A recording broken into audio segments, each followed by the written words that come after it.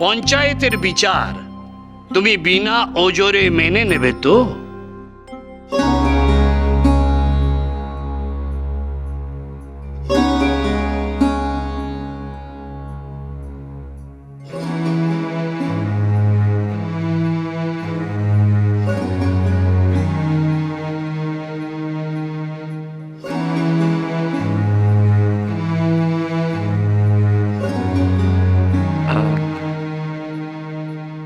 দাদুর কথা মতো পঞ্চায়েতের যা সিদ্ধান্ত হবে তা আমি মাথা পেতে নেব।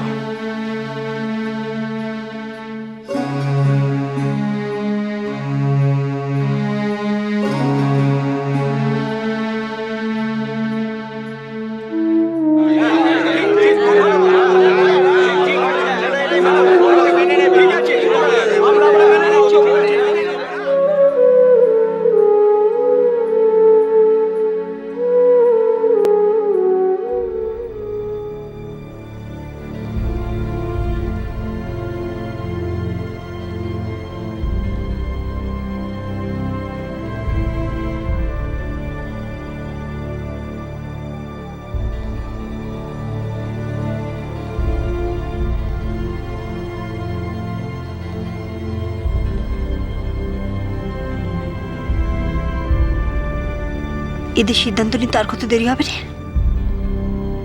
একটু তো সময় লাগবেই বৌঠান। কে জানে বাবা। একটা মানুষকে শাস্তি দেওয়া সে তো আর কম কথা নয়।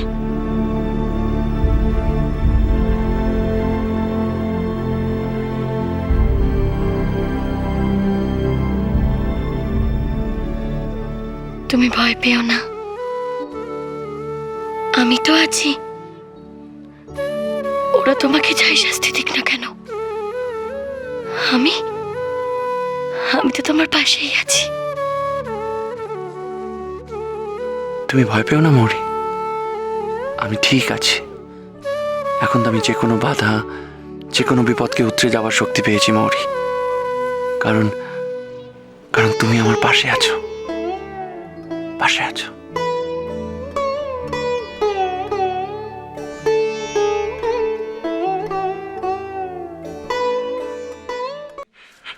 মামশাই, আচ্ছা আপনার কি মনে হয় আমাদের এই পঞ্চায়েতে নিখিলের ন্যায্য বিচার হবে? কি করে ভুলি বলো তো গিরিশ? তবে পঞ্চায়েত ন্যায় বিচারই করবে। দেখো, নিখিলের উপর আমার দুর্বলতা যাতে নিরপেক্ষ বিচারে কোনো রকম বিঘ্ন না ঘটায়, সেই জন্য আমি বিচারে অংশ নিতে চাইনি।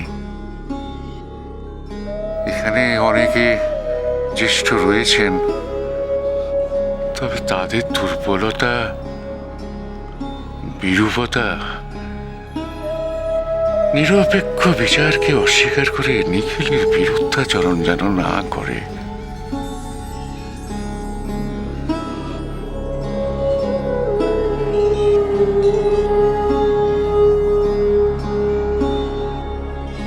নিখিল চৌধুরী,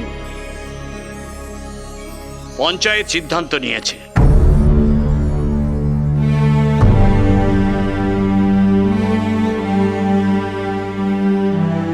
প্রফুল্ল যতদিন না ঠিকঠাক সুস্থ হয়ে উঠছে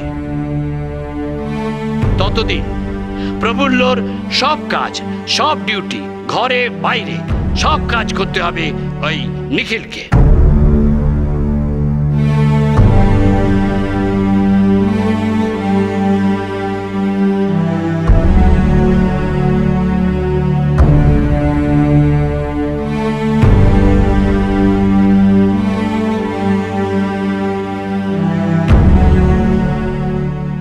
প্রফুল্ল প্রামাণিকের সব কাজ, সব ডিউটি এখন করবে এই নিখিল।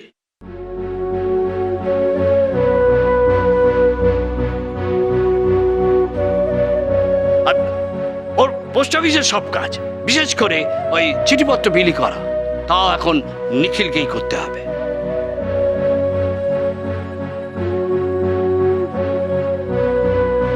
শুধু তাই নয়, প্রফুল্ল বাড়িতে যা যা কাজ করে সব এখন থেকে করবে এই নিখিল।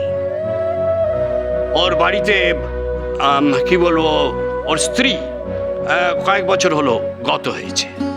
বাড়িতে ছোট ছোট দুটো বাচ্চা, আর ওর বুড়ি বিধবা মা, তাও নানা রকম অসুখ বিসুখে ভোগে। এই সমস্ত কিছু দেখতে হতো প্রফুল্লকে। এই সমস্ত কাজ এখন থেকে করতে হবে এই নিখিলকে।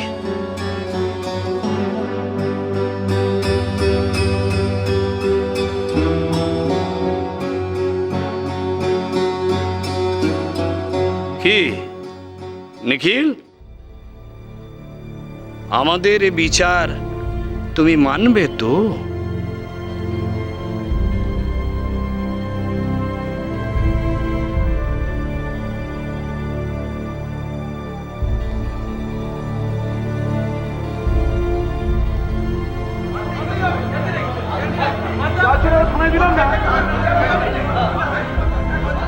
মানব, নিশ্চয়ই মানব।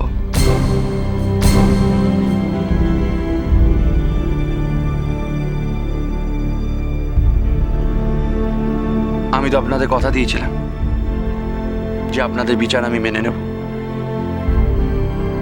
আর প্রফুল্লবাবুর সব কাজ আমি আমার সাধ্যমতো করার চেষ্টা করব।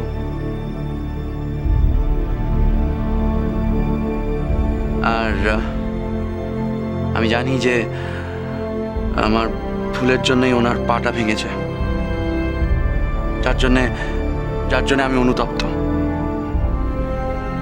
আর আমার সেই ভুলের প্রতিকার করার জন্য আমি যা যা করার সবকিছুই করব, সবকিছু।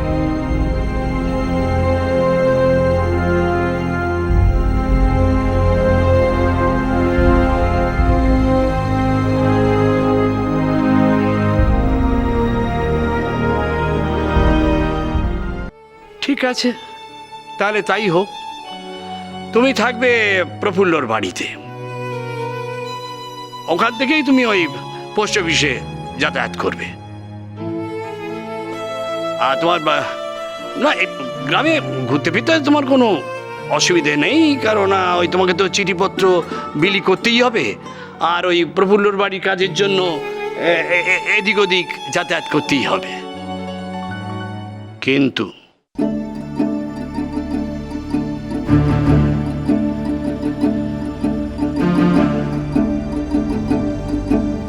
এই গ্রামে কোনো মেয়ের সঙ্গে তোমার মেলামেশা করা চলবে না।